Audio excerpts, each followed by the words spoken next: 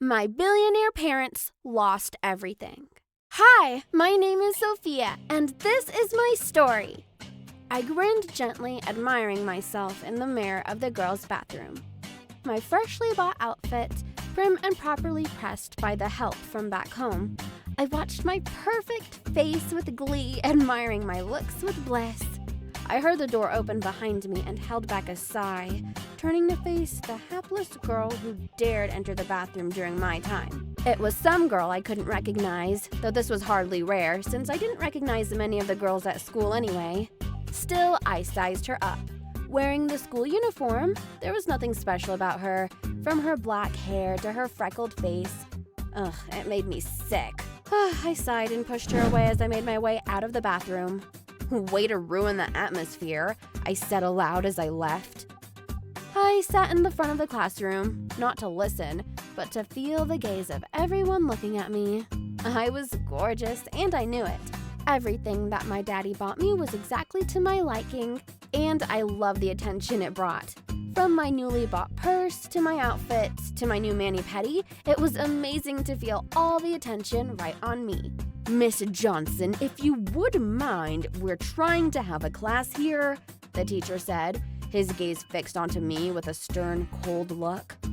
Not my fault everyone likes looking at me and my beauty, but do go ahead, sir, I said, putting some emphasis on the word sir with a mocking tone. The teacher sighed, rolling his eyes and turning around again to focus on his lesson. It felt good to speak down to that man. It was always him speaking down to everyone. It felt right to put him in his place, beneath my boot.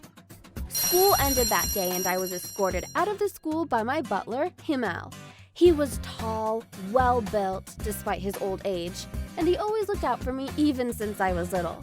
Your mother and father wish to speak to you when you get home, my lady, Himmel said, placing my purse in the back of the car before shutting the door as I sat inside. Is it because of that teacher again? It's not my fault people like staring at me, you know. I spoke back, a little irritated that even my parents were mad at me. It's not anger, my lady, simply concern. Please do consider it, Himmel said. His tone was that of worry. I sighed and said, all right, Himmel, you always do worry for me, smiling as I laid back into the car seat. He chuckled as the car's engine started. That I do, my lady, that I do. We arrived in the house not long after, the large mansion made entirely of beautiful white and brown stone surrounded by open grass and a ring of narrow forest. This house was where I grew up all my life. It's all I'd ever known. I walked every inch of land we had, the large estate of grass and woodland, devoid of any danger thanks to my parents keeping it all well tended through the many servants and gardeners and help. I walked the lavish halls as if they were an everyday occurrence, past large sculptures of grand design, paintings of exquisite beauty, and so much luxurious stuff it would make anyone else glimmer with joy at the sight of it. But I simply walked past it. All the same, this was my home. But I didn't care for all the wealth that it had in it. It never made me happy, just empty. I met my mother and father in the Verdana, a large open deck that overlooked the estate. Mother was busy in a business call, whilst father was looking over his laptop.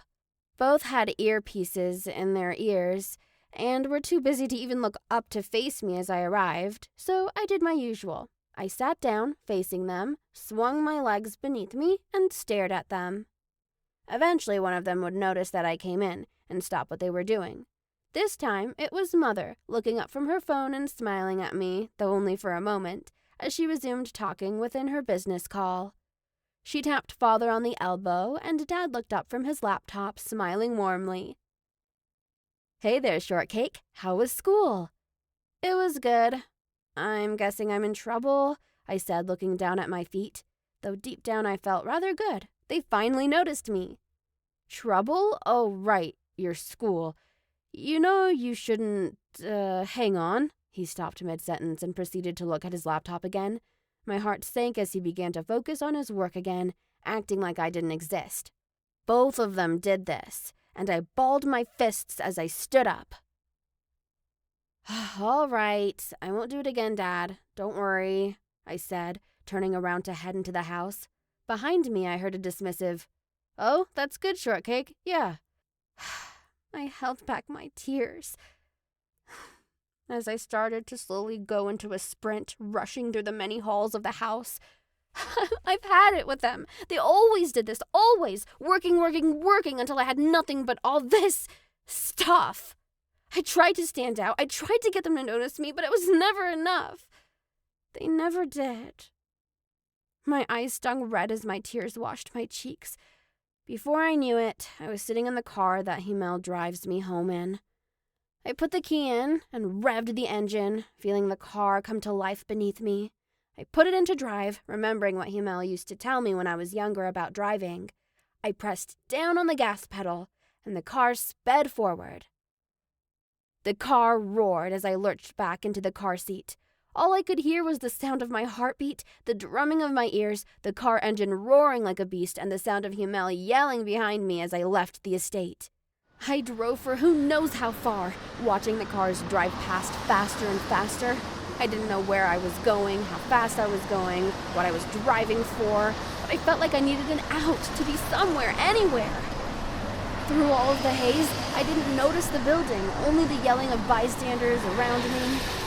Pain flashing through my body like lightning and the slamming of my body against the airbag of the car as the car crumpled into the side of the building.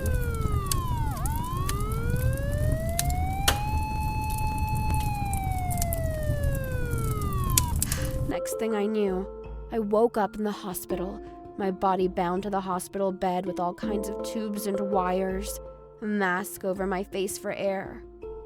I looked around, unfamiliar with everything and everyone around me, nurses watching monitors next to my bed, looking down at me with worried expressions. Then I noticed them arrive. Mother and father rushing into the room with tears streaming down their faces. No earpieces, no phones, no laptops. Just them in their clothes, looking at me. They cried, asking me what I was doing, and I could only cry back, apologizing for what I did.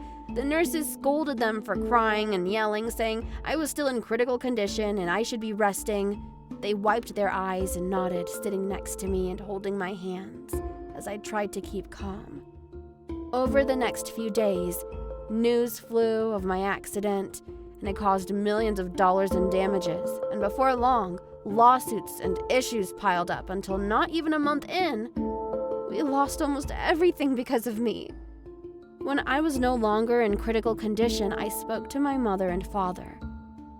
"Mom, Dad, I'm so sorry. This is all my fault. We lost everything because of me. I shouldn't have done that. I'm so..." Father cut me off, petting my head gently. "Shortcake, Himel told us everything." Mother nodded. "We're sorry for neglecting you. You grew up basically without us." Father continued. "We're sorry for making it lead to this. When you get out, we'll start again, from the beginning, as a family." I was shocked. My eyes were watering and I felt like a weight had just been lifted from my chest. "But what about our fortune, our wealth? I made you lose everything," I said, almost yelling in outrage. It was all my fault. I knew it was all my fault. And yet they were still so kind. "We understand why you did it, Shortcake," Father said, squeezing my hand reassuringly. "We didn't start out that way, you know. We began not well off." Mother squeezed my other hand, continuing where Dad left off. "We can get by just fine with all that money. Just you, me, and this workaholic here," she teased Dad, making him smile. "Right back at you," he replied, joking about. I couldn't stifle my smile. I chuckled a little. And a few months later, I sat on the front porch of a small house out in the country. Turns out, Father's dad, my grandfather, used to own a farm, so when he passed, it went to us. We lived here when the mansion was taken away for payments. It was peaceful, not much but open fields of crops, and this small house, but it was enough. It made me happier than I ever was in the mansion. I felt hands press against my shoulders as Mom and Dad sat next to me, watching the sunset over the horizon. We didn't have much anymore, but I'd never been happier. Thanks for listening to my story.